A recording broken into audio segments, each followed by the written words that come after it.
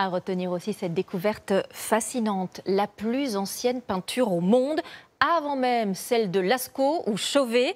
Des chercheurs, dont un Français, viennent de la trouver dans une grotte en Indonésie.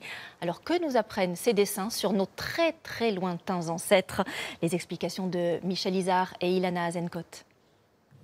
Aujourd'hui, autour de ce massif rocheux, la vie moderne s'est installée, avec des routes, des maisons.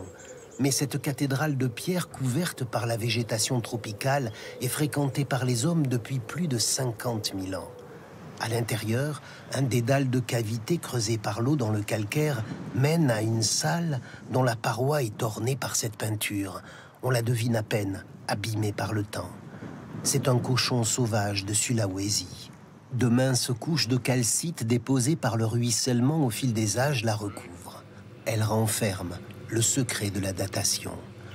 Un chercheur français spécialiste de géochronologie a pu le percer grâce à un faisceau laser 4 fois plus fin qu'un cheveu. C'est ça qui est révolutionnaire, c'est d'avoir été capable de développer une technique au laser qui, en fait, nous permet d'accéder aux premières couches, les plus anciennes couches, juste à côté de la peinture, pour essayer de dater, en fait, ces peintures rupestres.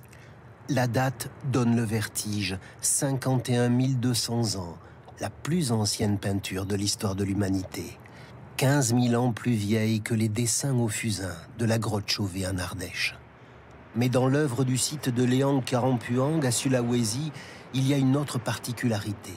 À côté du cochon sauvage, on voit des figures humaines. C'est une des rares scènes de chasse de la préhistoire.